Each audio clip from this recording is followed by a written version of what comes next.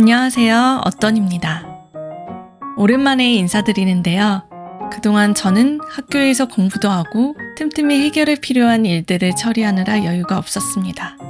이렇게 오랜만에 녹음을 하는 것도 어색하네요.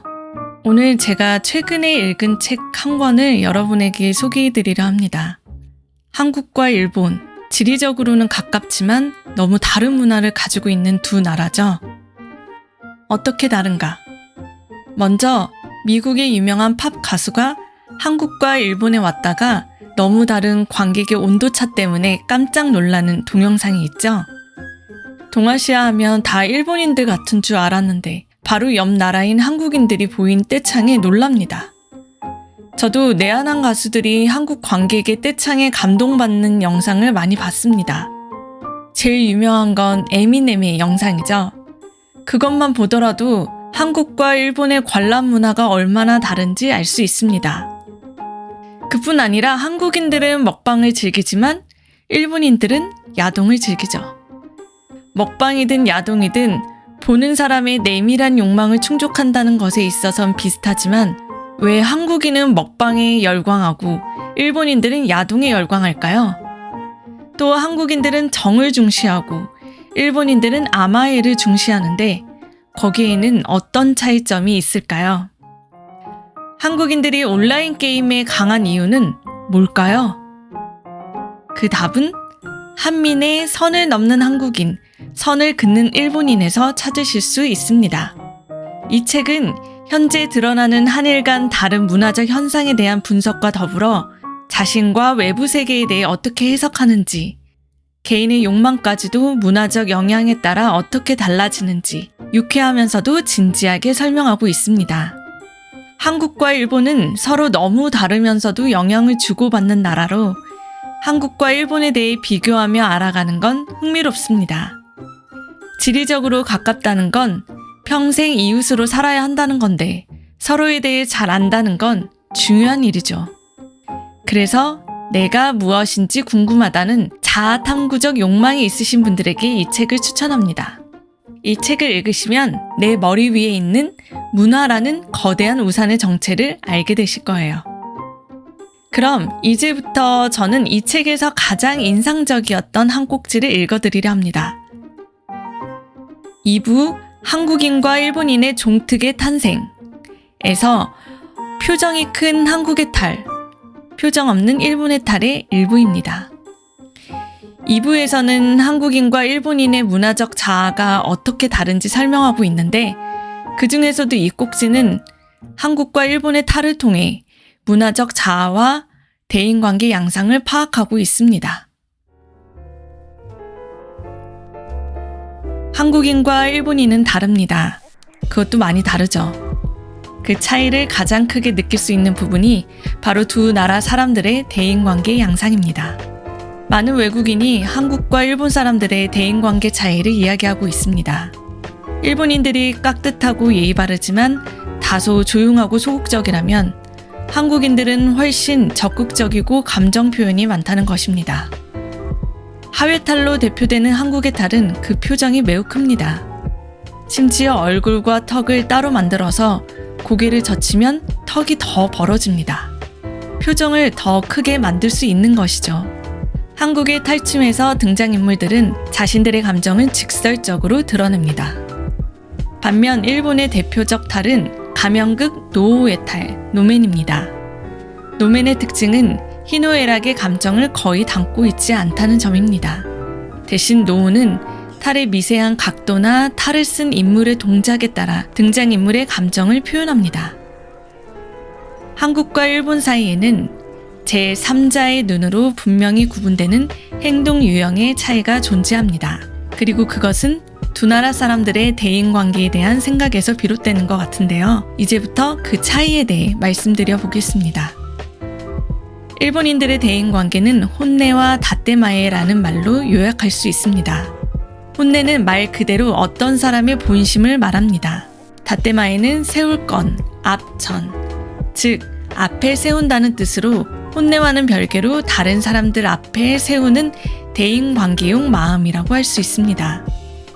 일본인들이 항상 예의 바르고 깍듯한 모습을 보이고 다른 사람들의 기분이 상할 만한 일을 하지 않으려 하는 것은 이 다떼마에의 역할입니다. 일본인들의 다떼마에는 사회적으로 주어진 자신의 책임을 다하기 위해 구성되어 있고 또 작동되지요. 반면 일본인들의 본심, 즉 혼내를 파악하는 것은 대단히 어려운 일입니다. 이는 수십 년이나 살 맞대고 살아온 부부 사이에서도 마찬가지라지요. 그렇기 때문에 겉으로 드러나는 행동으로 일본인의 본 마음을 짐작하는 것은 그들을 제대로 이해하는 길이 아닐 가능성이 큽니다. 사실 한국인들로서는 혼내와 다떼마의 개념을 이해하기가 쉽지 않습니다. 한국인들은 겉과 속이 다른 사람을 표리부동하다고 하여 별로 좋게 생각하지 않거든요. 그만큼 한국인들은 자기의 생각이나 느낌을 있는 그대로 다른 사람에게 표현하는 것을 선호합니다. 이 지점쯤에서 고개를 갸웃하실 분이 계실 테죠. 한국인이 자기 생각과 감정을 잘 표현한다는 것이 잘 와닿지 않으신 분들입니다. 그분들은 한국인은 자신이 무슨 생각과 느낌을 가졌는지도 모르고 더군다나 그것을 남들에게 표현하는 것에는 더더욱 서툰 사람이라고 생각하는 것 같습니다. 가부장적이고 권위주의적인 문화에서 자기 의견은 묵살되기 일쑤며 암기 주입식 교육의 폐해로 자신의 생각을 발전시키고 표현하는 능력을 키우지 못했다는 겁니다. 그건 자기 객관화가 덜 된 생각입니다. 외국인들의 시선으로 본 한국 사람들은 상당히 주관이 뚜렷하고 자기 표현이 강한 사람들입니다.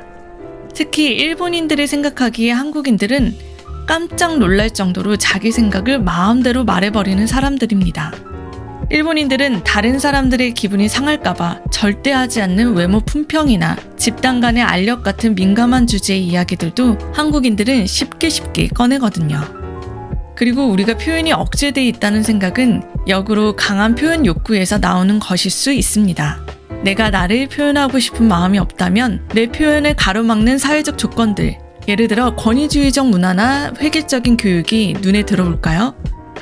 다시 말해 한국 사람들은 강한 표현 욕구를 가지고 있으며 실제로 직설적이고 과감한 자기 표현을 하는 사람들이라는 얘기입니다.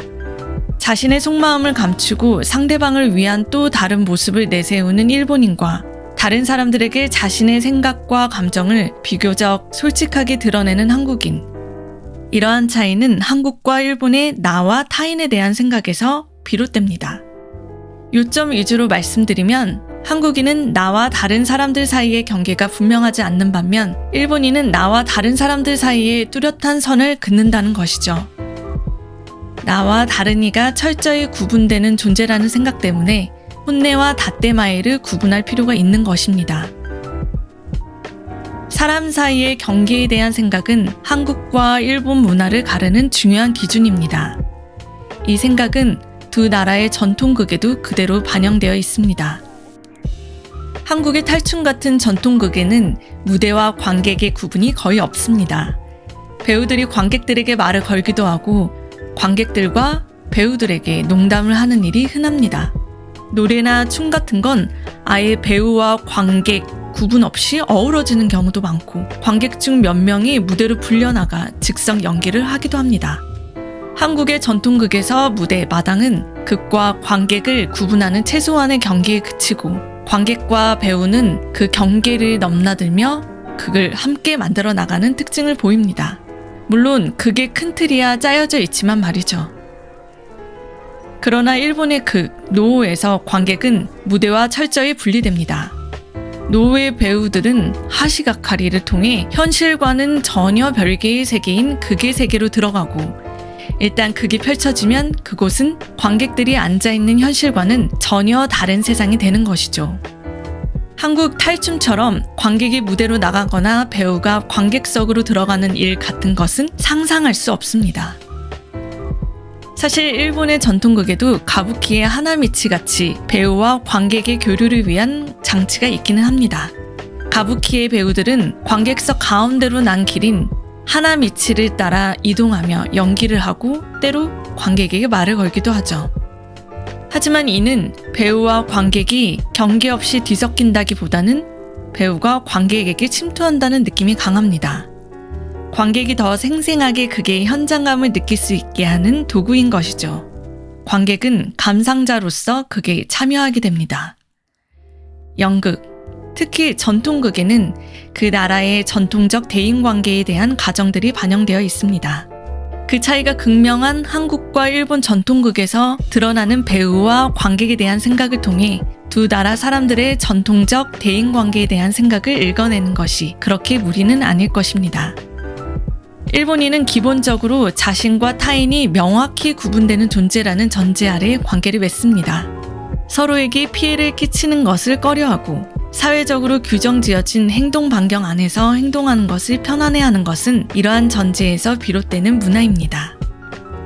반면 한국인들은 기본적으로 자신과 타인의 입장을 자유롭게 오갈 수 있다는 전제 아래 대인관계를 해나갑니다. 한국인들이 말하지 않아도 상대의 마음을 알 수 있다고 생각하고 때로는 상대방의 영역에 지나치게 깊게 들어가거나 상대가 원치 않는 오지랖을 부리는 것 또한 이러한 전제에서 비롯된다고 할 수 있습니다. 대인관계의 피로감을 느끼는 한국 젊은이들 중에는 이러한 오지랖 문화를 부정적으로 평가하고 남에게 패 끼치지 않고 깔끔한 일본식 인간관계가 좋다고 생각하는 사람이 적지 않은 것 같습니다만 문화는 그렇게 단편적으로만 바라봐서는 곤란합니다. 관심과 오지랖을 통해 한국인들이 당연한 듯 누리고 있는 정서적 지지가 이루어지고 깔끔하고 예의 바르게 보이는 인간관계를 유지하기 위해 일본인들이 심리적 압박을 견디는 것은 한국 문화에 익숙한 우리 눈에는 잘 보이지 않는 것들이기 때문이지요. 네, 여기까지 읽겠습니다. 문화심리학자의 눈으로 읽는 한국인과 일본인에 대해 더 궁금하신 분들은 선을 넘는 한국인, 선을 긋는 일본인을 읽으시길 추천합니다. 한민 박사님은 현재 유튜브 5분 심리학 채널을 운영하고 계시니 문화심리학에 대해서 관심 있으신 분들은 링크 클릭을 해주세요. 그럼 어떠는 여기서 이만 총총! 여러분의 관심과 표현은 신비한 심리학 사전을 만드는 데 많은 힘이 됩니다. 좋아요와 댓글, 알림 설정 부탁드려요.